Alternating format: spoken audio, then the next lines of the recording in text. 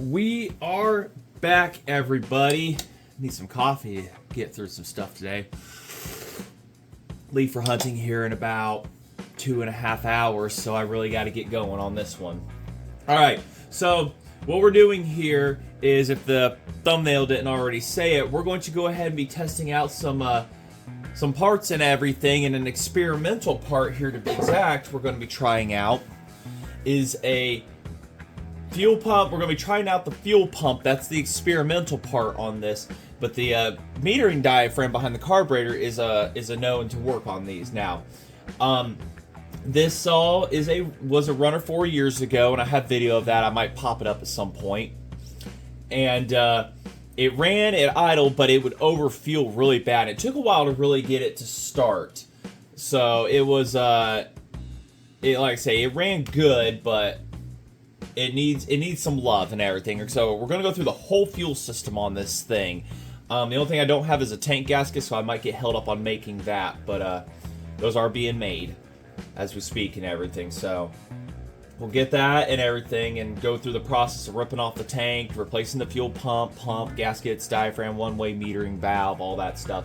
And then we'll get behind the carburetor and put in the metering diaphragm. So speaking of parts here, we'll get some close-ups here. First, here's our metering diaphragm that we're going to be doing. Oldsawshop is where you're going to get these at. All right. I'll put a link in the description on it. And that's exactly where you're going to go to get those. So there's this. So there's the first thing. The next stuff we're going to be after here is the experimental stuff. Now, this would be known to work right here. This is more of a thicker or whatever, rigid one-way valve system for the fuel pump and everything. What we're going to be putting in here is the untested, but should work, Teflon setup. Now, they use these in modern day carburetors and everything. This is just your average Teflon stuff that they put in there for the one-way meterings. So this is what we're going to be putting in here. We've also got the fuel pump. We've got a couple fuel pumps here, the metering material, and we've got gaskets also for this. So we've got everything here to theoretically get this running, rerunning again, even though it's already a runner. So we'll go ahead and do that. Garage is warming up. It was 53, 52 when I got in here. I got the heater going. Thanks to you guys for supporting the channel for that. So we're going to go ahead. We're going to have to tear the tank bottom off. And I've done a few of these saws, had to tear apart these and everything and whatnot before. You know, you can still find the parts on eBay and everything, but those since then have dried up. So that material and everything, you can still get that and everything, but you want to make life easy, you want it good and simple, we'll go ahead and we will just order it all from oldsawshop.com. Ooh. So, if for some reason something doesn't work or whatever, I have a new old stock complete setup here, which I know everything's going to work. So this is for a 35. This is a Super 33. Same stuff. It's the same stuff going to be happening and everything. So I've got all of it in here. I've got a pump, a new old stock pump and everything and whatnot. This was from Mark way back day. This come from Ted.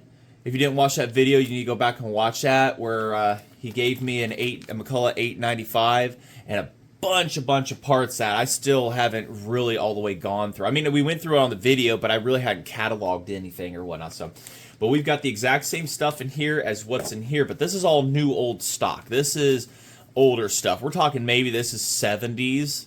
I doubt they made this up into the 80s. So you're looking at the 70s at the absolute newest that these parts are right here for this. So we're talking the quart gaskets and stuff like that and everything in here. So we'll figure out what combination of stuff we may or may not need, but I think everything we're going to need is right here.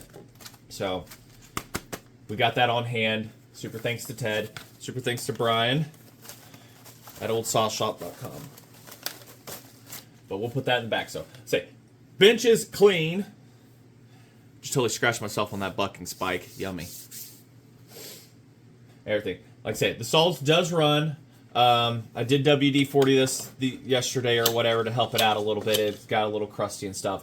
As you see, the saw is as it's been. It's This is exactly how I got it. Nothing. Like say it's a Super 33. I don't know what really made it super. I can't really remember what that is and everything. I do have a proper top for it and everything. Spark plug wire is gonna need some love, but we're not here to do that and everything. We're here to get the fuel systems. It was a runner. One way to kind of check on your runners on 2 strokes and everything, you can put fuel down the exhaust as a little hack. Tilt it, put a little fuel down into it, let it soak into the bottom for a moment. Move my coffee.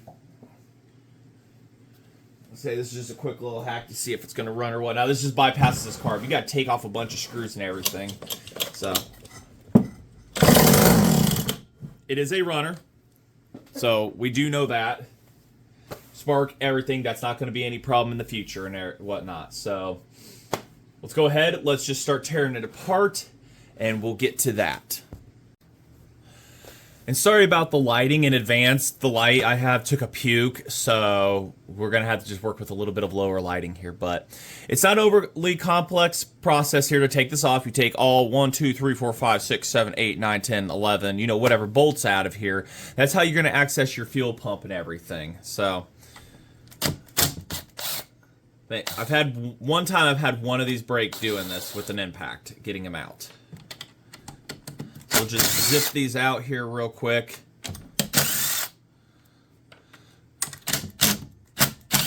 They're 3/8.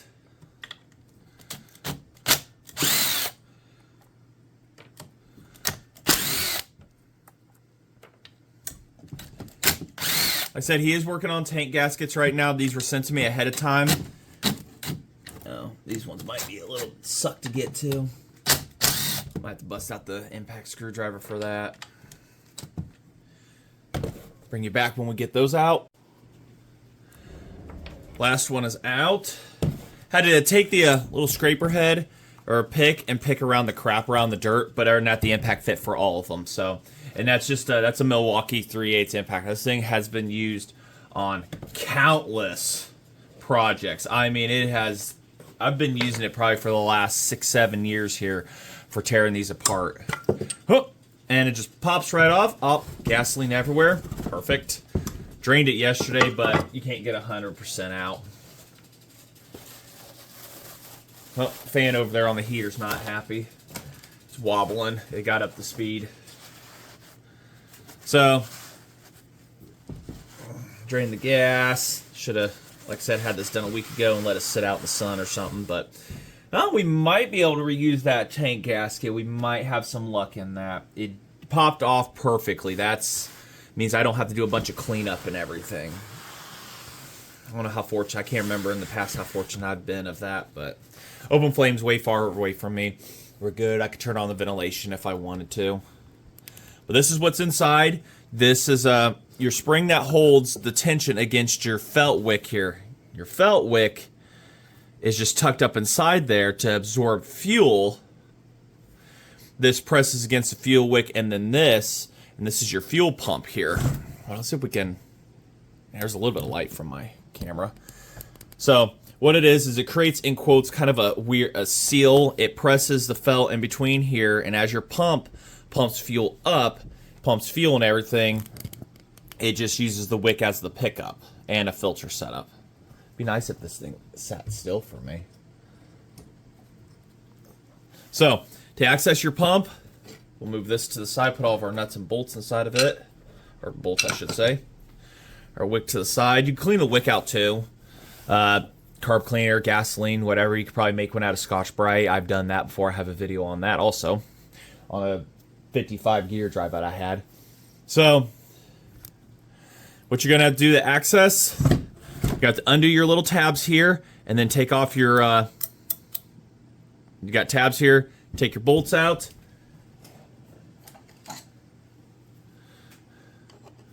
So, one way to skin a cat on this one, tap them to the side, if I get my hammer.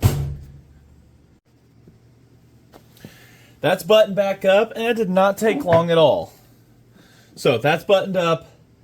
Now what we've got to do is get into the carburetor. Now, somebody back in the day, somebody had made a points cover here and everything and whatnot. It's out of rubber and a piece of metal to hold everything in place. The air filter on these is less than loving and ideal. So once again, your trusty 3/8. Yeah, we'll just leave that there if it'll stay. So you've got your hold downs for your filter, which are right here. Oh, it's still got fold over on it.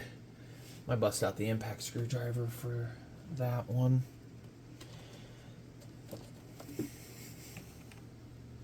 I don't think I ever took the filter off to inspect anything. Because the rings on this it didn't have the greatest compression, and the rings were meh. So, yeah. Get your screws off. This one holds your carb things down and stuff like that. Get them all out. And then we can get into seeing the carb.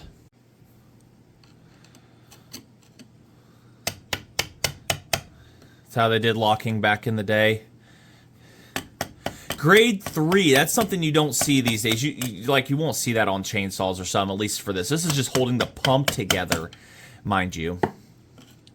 They also put a nice black coating that was pretty much fuel proof inside these. And this has been holding ethanol fuel it had ethanol fuel in it for like 4 years now, and it didn't even affect anything inside of here or whatnot. So, but it's always been stored on the shelf on the back over there.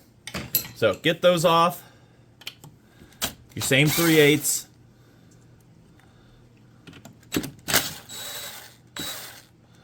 See how everything's all the same size? It isn't, hey, we're going to change the sizes and go smaller to save 2 cents on this,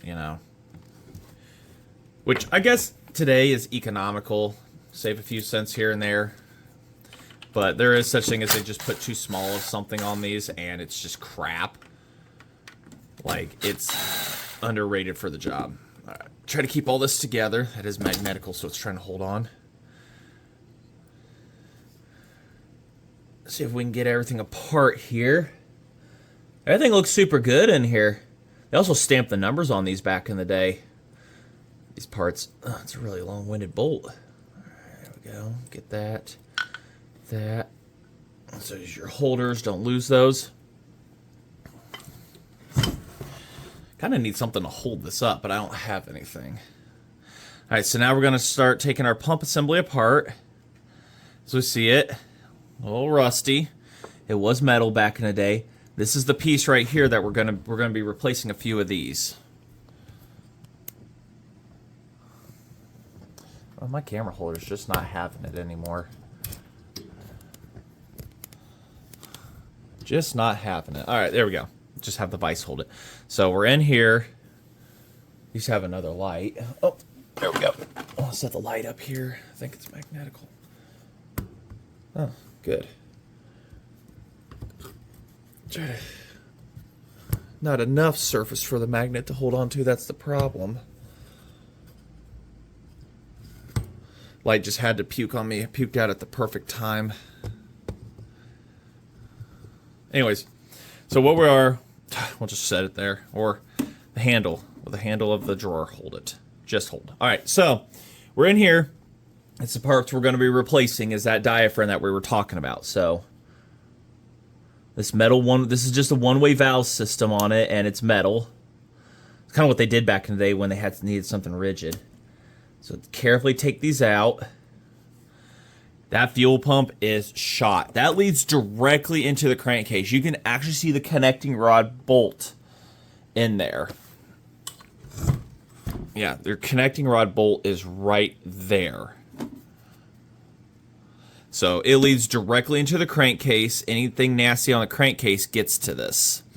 So we're going to be replacing all of these components. Try not to lose the order of how things go here. So we've got our fuel pump thing and this whole assembly right here. It's going to come off of our plate. So we've got 3 of these one-way valves technically, but we're replacing it with the Teflon. It's been on there since 1950 something, so I'd be a little reluctant to evict my home. And then our pump. Or, yeah, we've got our gasket here. Gasket on top. And then our pump material. And those are staying nice together. See how easy that is? It just come right off. So, yeah. You can't really mess this up because this is there's like an impulse or something right here for stuff and everything. I don't know. But that's your feed. That's right. That's our fuel feed for something. Yeah, that's our one-way feed or whatever for.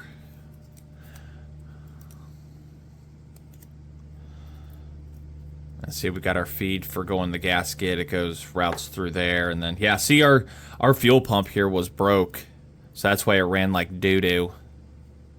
One-way valve system for pumping and everything. So our fuel pump in this completely shot.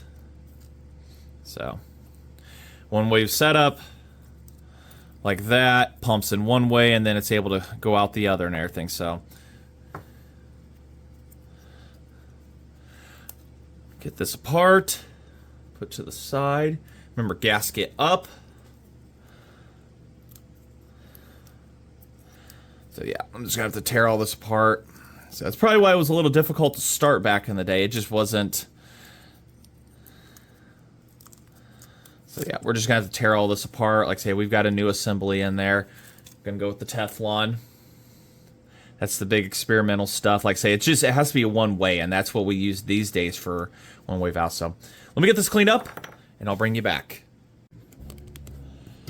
All right, so here's what I'm doing to clean the surface of this. Now, this one I took the brass wire wheel real quick and then buffed it up with the smoothing flapper. This side I just took the smoothing flapper I had or whatever.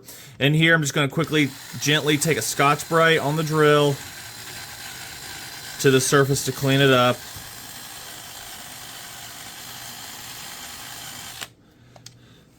Because this is old gasket material right here.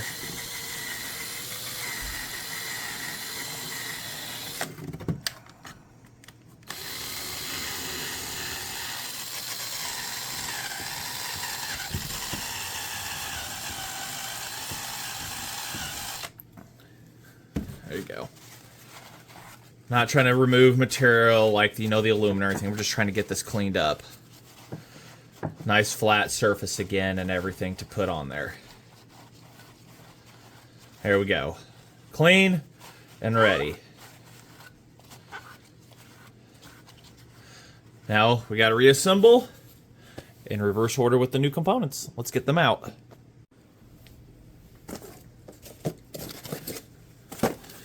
Anybody remember the order of these things? So we got gasket, fuel pump, and our Teflon one is what we're going to use.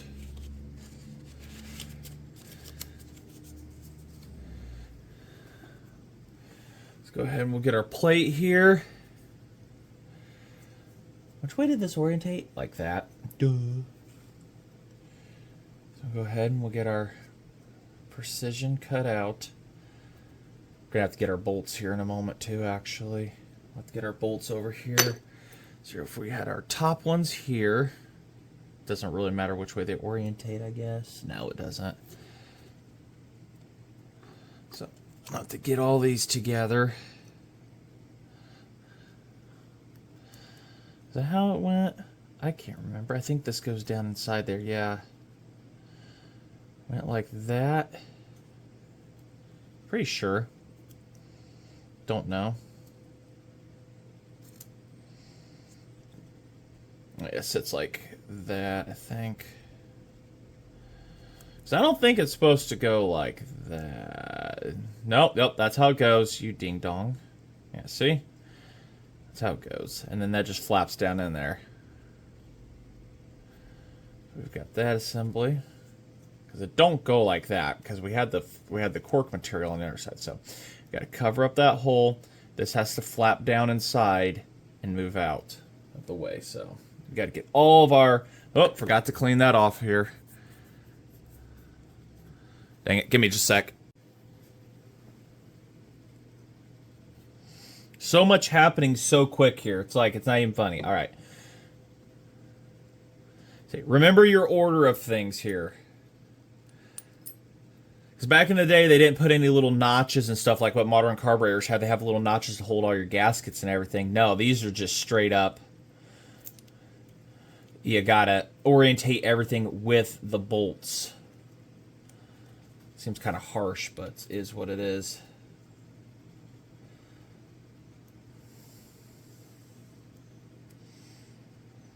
There's our one-way valve for picking up our fuel. It suctions in. I think it's going to work perfectly. I have no doubts on this one. I can't see why it wouldn't. It's just a one-way valve. All right, there's the first set. There's our second set.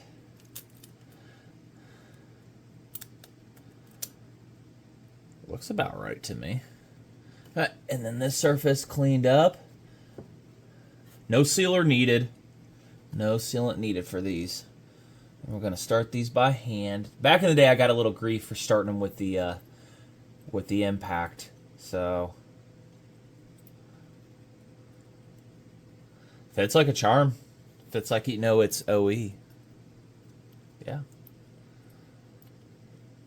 But you're not going to find OE, and if you do, you're messing with, like, say, stuff that's what, probably 50 years old now.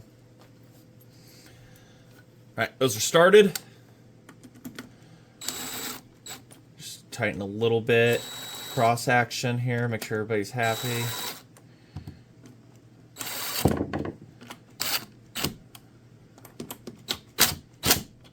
Just a quick click. Click. Click. That's it. That's all you need. So we need to get these tabs folded back over. However means you want to do, whether you want to use the pliers, you want to take the screwdriver and re-bend it over, however you feel like. A pair of these pliers work excellent to get in there to do that. So there we are. That is reassembled. I think our tank gasket will be okay. So what we're going to do is retoss this back in here like it was, exactly how it was. This was folded over flap. Make sure it doesn't get into the pump assembly or whatever. It sits up high is what it's supposed to do. So when you're on your side, it's supposed to wick fuel, and it wasn't. It looks like it was never installed correctly by somebody. So we've got that. So the fuel can just completely be a mess in here. That gets tucked up there. I wonder if this could just retuck down here. I don't know how they were thinking back in the day. I just don't know. That goes and tucks up in there nice and good. Still smells of gasoline. It's really clean, actually. So this all is definitely taken care of by somebody. Can't wait to show Denny it again. Traded him a Pro Mac 55 for it, and last I knew it was running great. So, like I say, tank gaskets will be available soon. Wish I had one to test.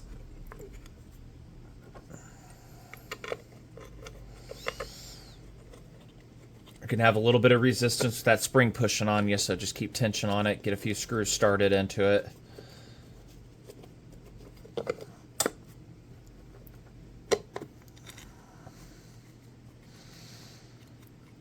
What that's doing is providing pressure to smush the wick against the pump to create a seal of some sort, so when it starts pumping, it's able to suction fuel. That's their McCulloch's way of doing fuel pickups back in the day, filter slash. So, all right, get all these back in, tighten down evenly and carefully, and we can move on to the carburetor. Let's see what magic we can do here.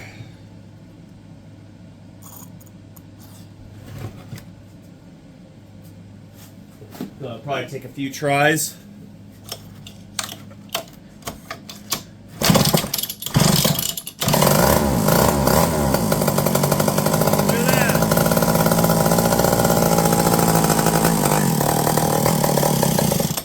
Alright. One more prime.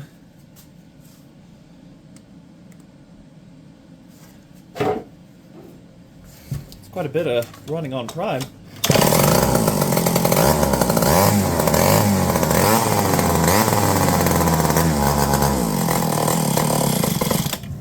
Right, carburetor adjustment needed. Runs good on the prime, but it's leaning out. It is running on tank fuel. There's no way there's that much prime I'm putting in for it to run that long. I need to actually fill that bottle up some more real quick. Alright, here we go. The super overcomplicated... Oh, get the gas cap out of the way. Sure, all hardware is loose and everything. And then there's your air filter assembly setup. Bad stuff happening. That is very dirty. How it ran, I don't know. The idea behind their air filter was kind of dumb. Okay, not kind of, it was dumb. It was an exposed element instead of just having like something, a shield over it where it could suction air from the bottom or somewhere or whatever. I guess it was meant to just brush off with your hand, but it was not. It was not good. Not good. So we'll take our points cover off here while we're looking at it, and everything is good. So behind the carburetor is where we need to get to. This is your primer rod right here. So for people that don't know, real quick lesson. Primer rod,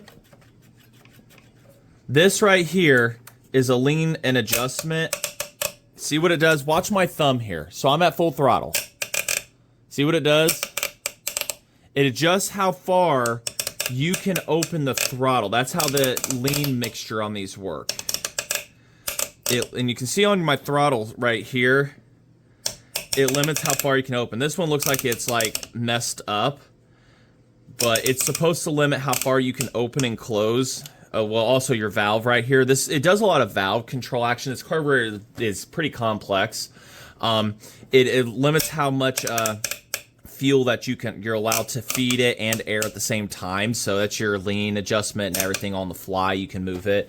So that's how those worked back in the day. Just kind of whatever, leaving stuff. Also, to adjust things, your primer rod was a big tool. Also a tool. You have to do that to get it. Your idle adjustment is right here. See, I had the idle cranked all the way up to get this to run, so it's wide open, so it's really running. It's meant to fit through here, and there's an adjustment screw or whatever that you're supposed to do. Like, I can't remember the exact procedure. I have a video on it somewhere, but you insert this here, and you adjust your screw via that. And this screw's been messed with a lot. But that is your setup right there. That's how, like I said, that's what that little hole's for. Your prime rod fits in there. You're supposed to adjust it until it hits it, and then you adjust up so much more from there. So that's what like I said, it was a built-in tool. It's kind of an unknown story on that. I got told that and passed it on and everything. So we have to get into behind this carburetor, and there's a screw here. I think we got to take these off. No, I don't think we have to take these off. But there's linkage behind there. It's a pain in the ass to get to, and everything. How to hook it up and stuff. It was just not good. It was a terrible design setup and everything. We'll go through the process here, hopefully. But there's a screw here, here, here that holds the carburetor on. I'm pretty sure this also holds it onto the stud here. We're just going to have to tear apart stuff as we go and see what's going on. But somebody has been in here before. There's a bunch of witness marks on the... If I remember to point that, there's witness marks on these and everything. So let's go ahead. Let's just get these off, and we'll get this ripped off. All right, got you all up. You can kind of see what screws you're going to need, what's going to pop out, what's not, and everything. So just kind of hold down screws and stuff like that for the cover and everything and whatnot. So see what you're going to need to take out, for instance, and looks like they're all out. And there's port ones and stuff like that. 1, 2, 3. I think that's all there is. The throttle is going to suck to get back on. Let's see what's fighting me right now. Oh, yeah. The assembly behind. I think I may have to undo this too. It's been a while. It's probably, God, I don't think I've really worked on one of these in probably 5 years. Haven't even fired mine up in a while. No, I don't think I needed to do that, but...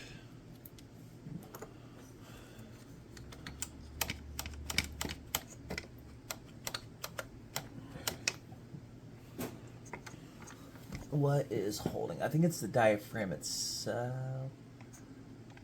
Oh yeah, the diaphragm itself is like doing something. It's... Oh, we got gasket material and everything. Oh, no, it might just be the gasket holding me. The actual plating itself down here. The metering diaphragm. Looks to be in good shape on this one. Oh, it was just the metering diaphragm holding me. Alright. Alright, so the metering diaphragm is on the back side of this carb. Your throttle linkage is right here. That's a pain in the ass. We'll just leave pain in the ass alone for now. And back on the back here, there's a etched into it. If you can see that, it says, okay. So, definitely been rebuilt. What we are after, not sure what we're going to do here. I don't want to do that because there's direct access to the engine. What we are after is here. This metering diaphragm. This one actually looks to be in good shape, but we're still changing it out because we're already here.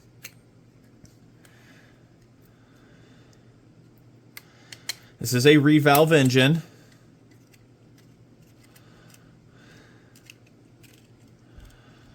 There's a check ball valve system in the back here, and I have to remember how it goes real quick. I have to look through.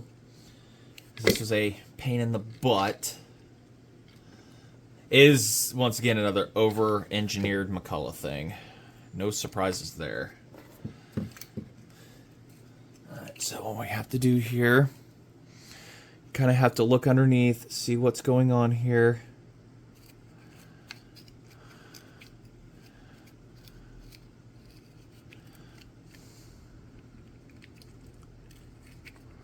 Come on, you're almost there. There we go.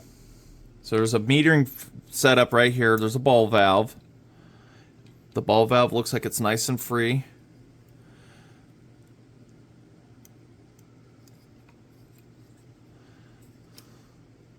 It's your fuel filter pickup screen. Of course, I'm out of carb cleaner. Go figure.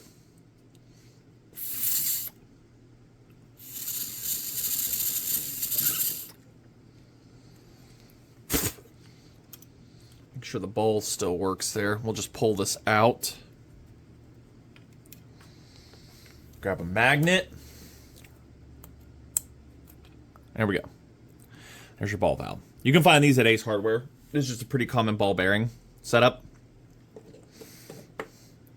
But here's that, what I was talking about, the enrichment. It affects your throttle and everything. And here's your throttle lever that your linkage connects into. I didn't touch the linkage up here for a reason, so maybe it'll slide back in properly. Maybe. That's good. That's the biggest thing. You're trying to line up screws, holes with the metering diaphragm on it. At the same time, that linkage, trying to get it back into place. It's a nightmare kind of setup and everything. A 90-degree hook or whatever helps a ton to get that together, going from the points and stuff. You do it a few times and you've got it. So let me get everything cleaned up here, and then we will go ahead and get the metering diaphragm from oldsawshop put on.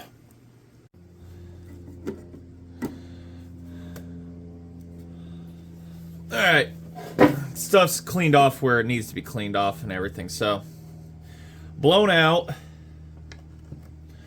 Our magnet has our tiny little bowl on it. Make sure it's super clean, seat surface looks good, everything looks happy. I just totally dropped the ball. Thankfully I saw where it dropped. It's back in its home. So the new, we're going to do some comparisons here real quick. Put that there. Do their comparisons. Later on ones, the aftermarket, they went smaller on these, but it didn't affect its ability to run in any way, shape, or form. But everything is a match, identical looks and stuff like that, so shouldn't have any problems with it doing its job. This one is pretty stretched out.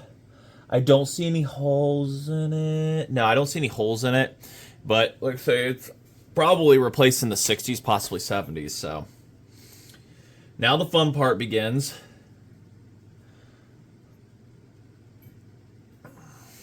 How you get this in is how you get this in. It's going to sit like this. And then this was down like this. It sits in this form right here. Remember how everything goes back. All right, that's your biggest key.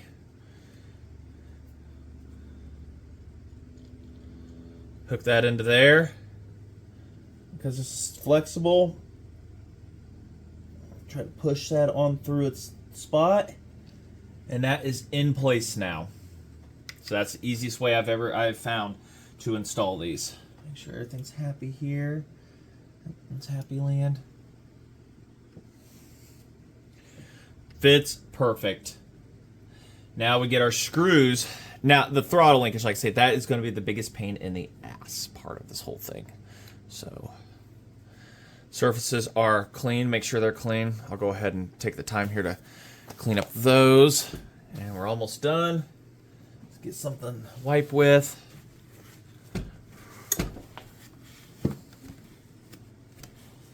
Yep.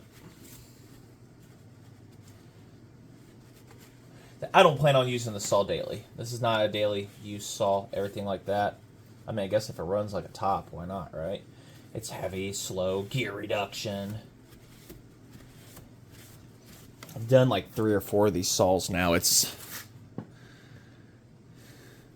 And now we got to get our screws in here to line things up again, because this involves you lining up screws on top of trying to get the throttle linkage on top of this and that and all the good stuffs.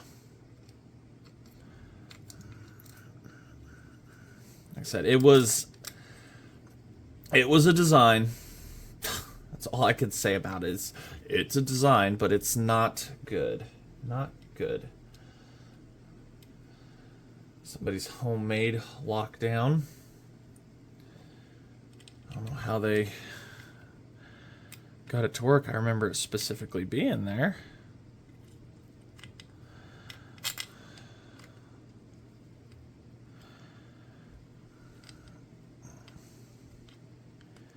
I don't like it already. Looks like that's how it was. Yep. And then we get our last one. Where did you go? Oh, right here. Into the key, into that slot. Like I say, no seal. I've never had to use sealant, but I guess if you want to use a little bit to keep it tackier, hold it in place, I guess that could help. But all the ports, everything's lining up perfect, as we can see. That's more than enough opening there. So, this is where the cuss words come out. Just kidding. We're going to avoid that. Okay, so that's just happy there. Oh, and we need to get our throttle plate back on. Now, how tight you tighten this down determines if it wants to return properly or not. It's another one of those. It's got a step on it to prevent that, but I've had some of them, if you tighten them too much, they will not like you.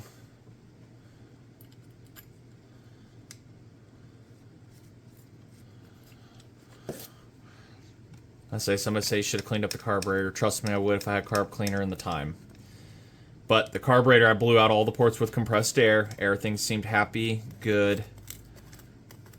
And it has, like I said, it has run before. It's just it was over-fueling really bad. And we saw that fuel pump or whatever, it was one-way valve. It looks like it was, once I got it running, it just sat there and just dumped fuel into this.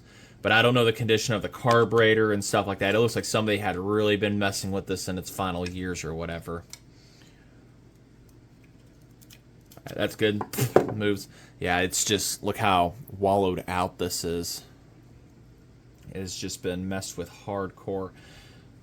Looks like it might be adjusted properly. I can see where you can do that. Like I said, I've never really had to adjust these carbs. They just kind of, they've always run for me. All right. go ahead and we're going to toss this back on here. So everybody's lined up.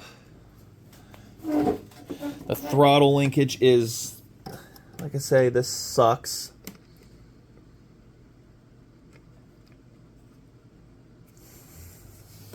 If the throttle linkage is already good there, then we're going to be set in ducky land. But I can see, it's hard to get you guys down in here to see this part. Okay, so I'm too high up.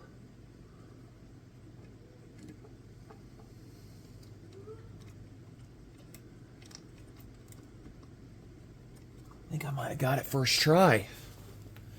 Hold on, let's pull it. Oh, no. Oh, see? That's where the throttle linkage becomes a pain in the butt. Get you guys over here. This is where it's test fit, untest fit, test fit, untest fit. Poor design. Why did you do this, McCulloch? Nobody knows.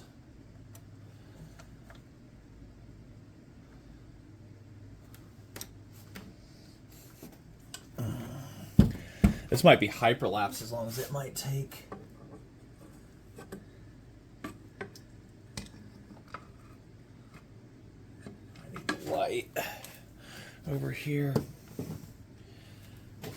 Okay, we're trying to line up that lever with our throttle here. I need to move this up a little bit. Once I get that in there, everything should just, it just falls into place.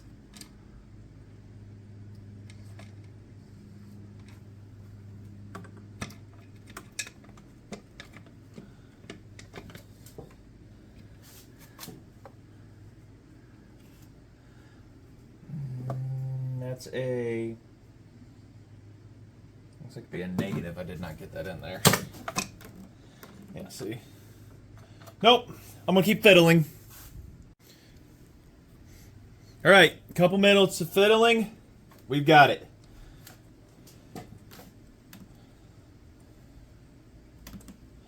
So now we got to carefully get our screws back in.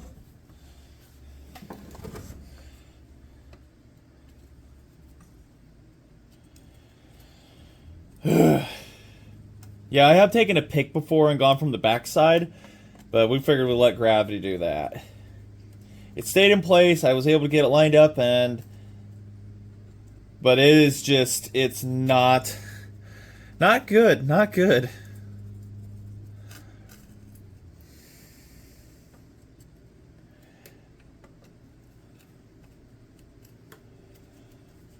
See, these are just a good little snug down. Snug tighten. And their lockers. If the primer doesn't work on this one, I'm not going to be heartbroken. I can prime it myself. I have them where they do work. I have them where they don't. And I have it where I don't care. They're good shelf pieces. Pretty sure just a bunch of O-rings and shit like that. There's a whole primer assembly under the big screw here. You get a primer assembly. This is your main jet right here, so screw it in and out as needed to do stuff, and it's freed up. So we're able to fiddle with that when it's running, if it's running, when it's running. Our idle does not need to be out that far. So I'm saying it was flooding really bad when I had it going. Should just barely need that cracked open to run. There we go. See that? And it's your idle adjustment screw. So once it's not touching, then we're going to go ahead and bump it to where it touches again. So it's not moving anymore.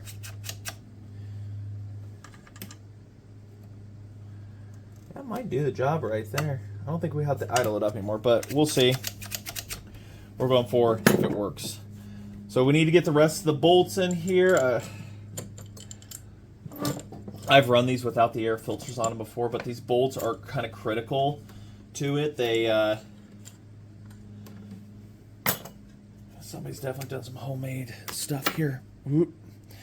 The bolts are critical to, at least these ones are, to holding things down, like the metering plates and everything. So, like I said, we're going to run without the air filter for now. Like, it's really going to make too much of a difference here. We're going for proof that this works.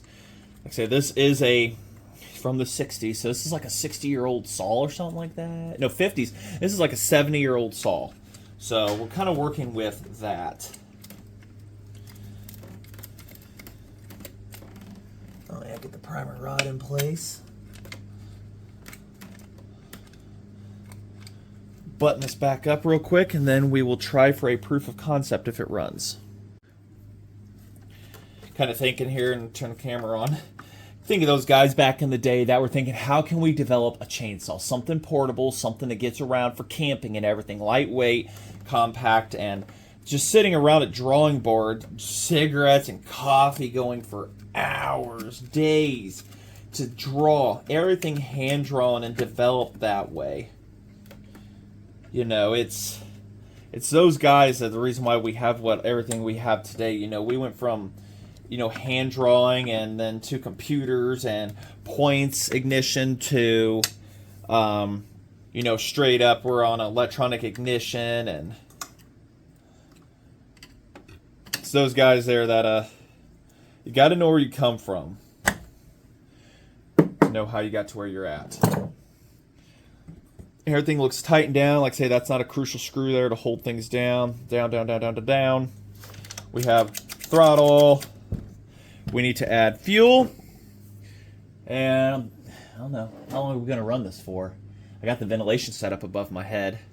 I guess let me get everything cleaned off this bench here, and then we will go to that part.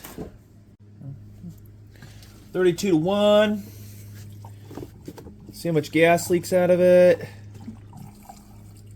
That should be enough. I'll see why we... just end up draining it out. It's not leaking everywhere at the moment. Let's put back up. Over here. Flame is off. Turn the heater off. Got nice and warm in here. Probably mentioned that already. And quick, this is where your model numbers are. So this is a Super, and then it has its serial.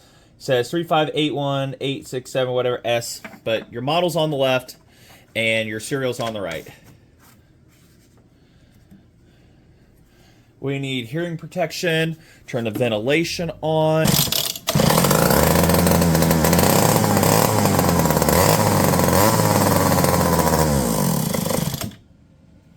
It's acting like it's trying to overfuel and then no fuel.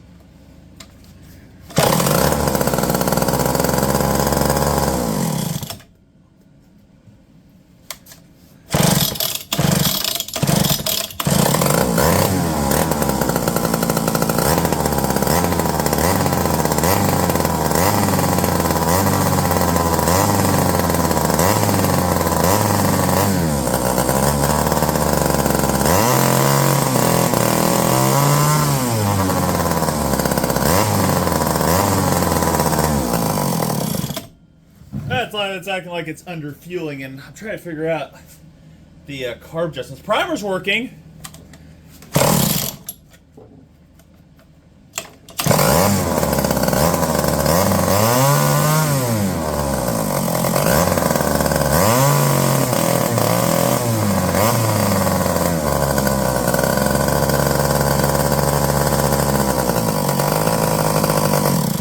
Yeah.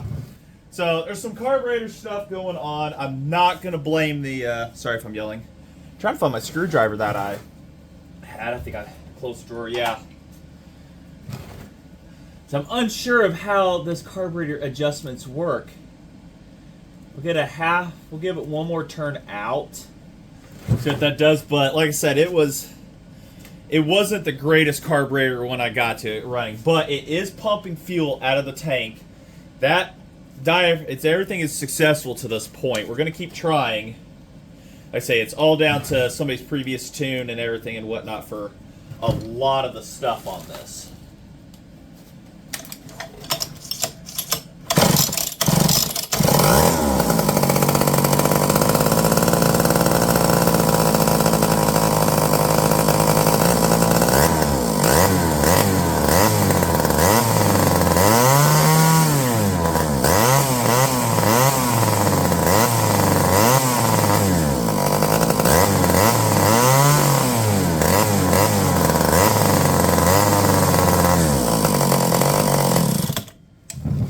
Yeah, it's got some carburetor issues going on, but that's definitely not because of the pump setup or anything. It's pumping just fine. Sounded like it was trying to get a little bit better. Said I don't know if out allows more fuel or what. It's running pretty high on idle. That's as far in as I can do on the idle too. But like I say, it could be running lean. I'm calling this a success. Of course, the primer works. I don't know why I'm still doing that.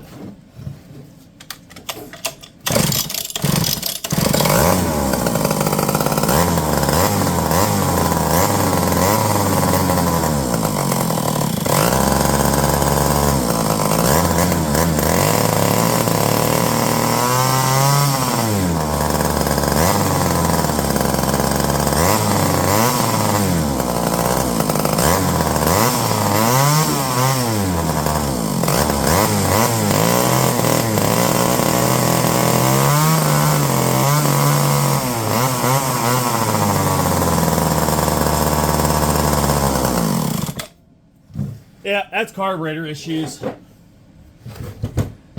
Yeah, that's exactly what it is. Primer works. That's carburetor metering issues. Main, it's not getting enough from a main jet. I might pull this out here real quick. Let's see.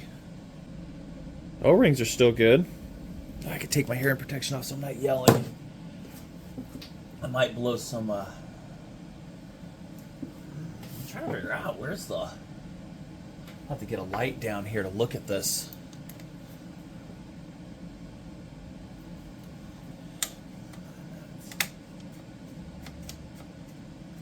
So as you push the throttle, it depresses, it pushes, comes down on something.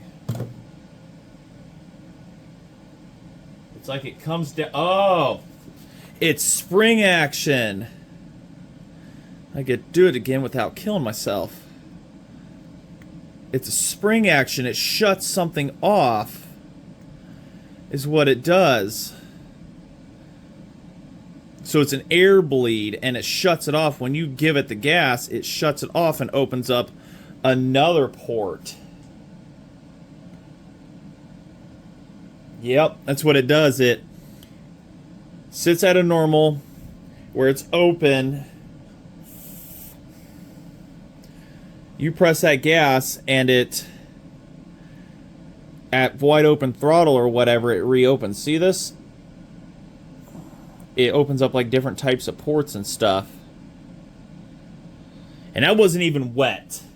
And it should be. So what that's saying is there's something not getting through something. So we're going to have to try to get some air blown through that or something. I wish I had carb cleaner. Ding dong me runned out. Once it makes contact, it contacts, take it out, turn 2 more screws in. So we're going to do that. All right, so we have made contact there. Now 2 more. Half, 1, half. This is technically supposed to have a locking thing on it to stop, but so it's about halfway on that hole doing that procedure. That's what I was told, if I remember right, how things are supposed to go and everything on that. Can't verify that. But I'm thinking, like I say, it was carburetor. I took gasoline, I shot it up into there to try to see if ports, all the ports were clear and everything. Say, I have my doubts that it was the Teflon one. If we have a doubt on that, we will go ahead and swap in the other type.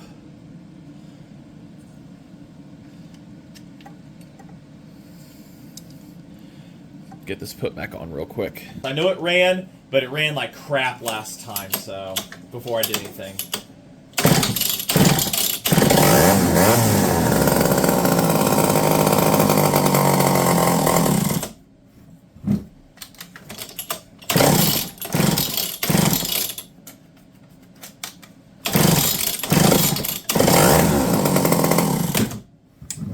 Doesn't like that at all.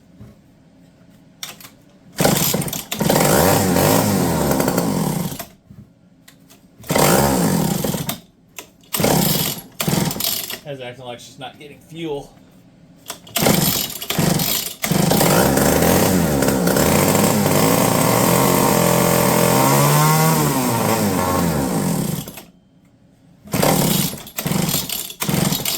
Maybe I just need a full tank of fuel.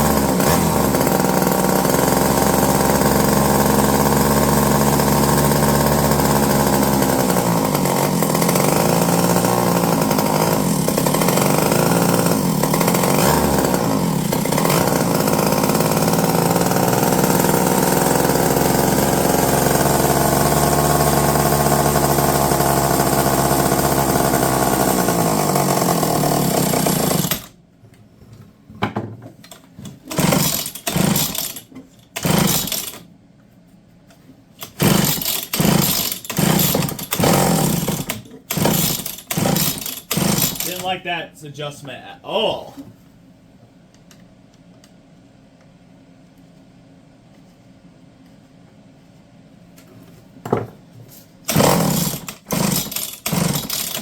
Yeah, I'm gonna blame some carb issues on this.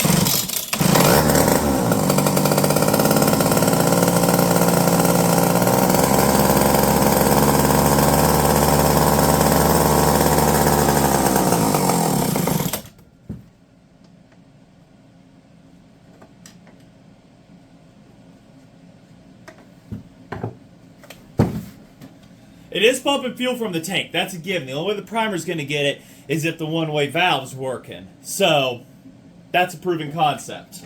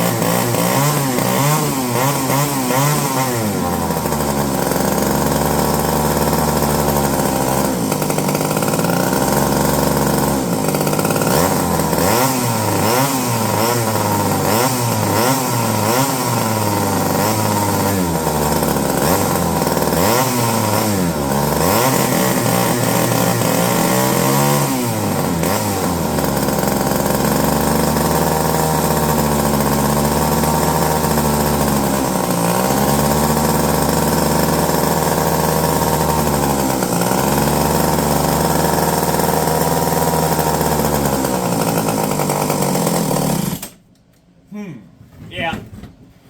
We're going to blame carburetor issues on this.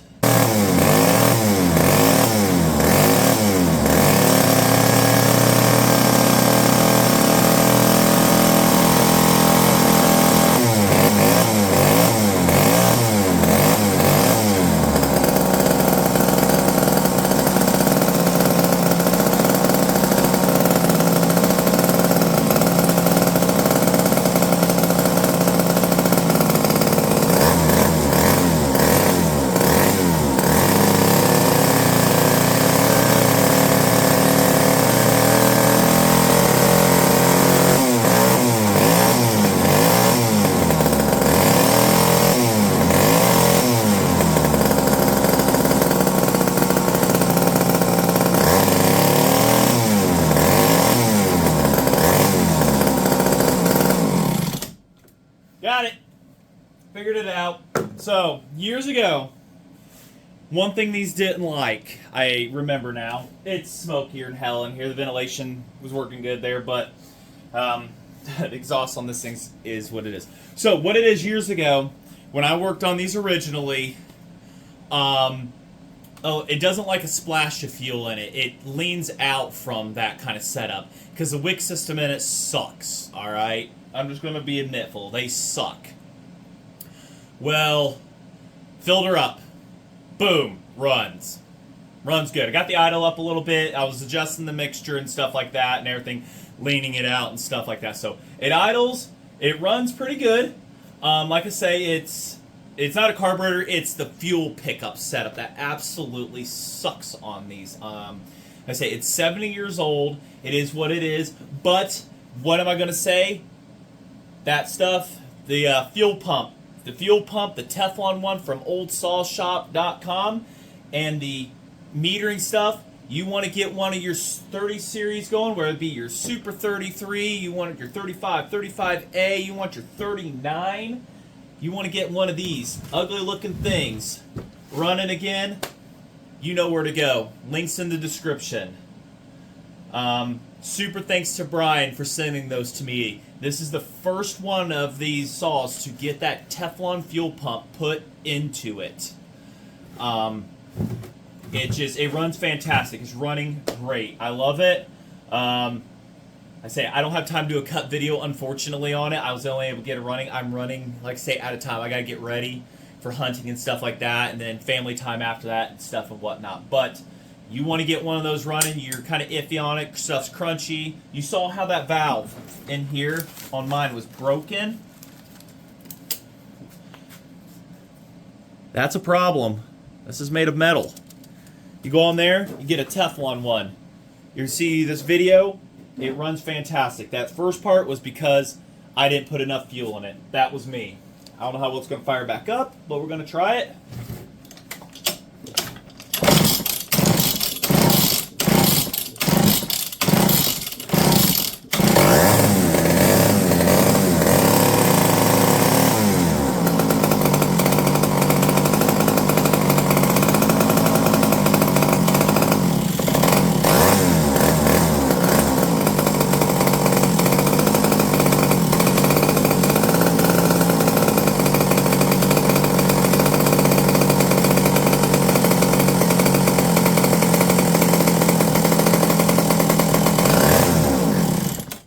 Like I say, I'm messing with 70-year-old stuff. But it runs great for that and everything. Like I say, if I take the time to go and clean the car, replace all the O-rings, it would probably be even a better runner. But kind of the future of this one, I wanted to do a restoration on it and everything. So, and this is a known runner, everything like that, and figured we see if we get it going again. But that stuff works fantastically. So, just want to say thanks for watching, and if you have any questions, leave them in comments. See if we can get going here and whatnot and everything on these.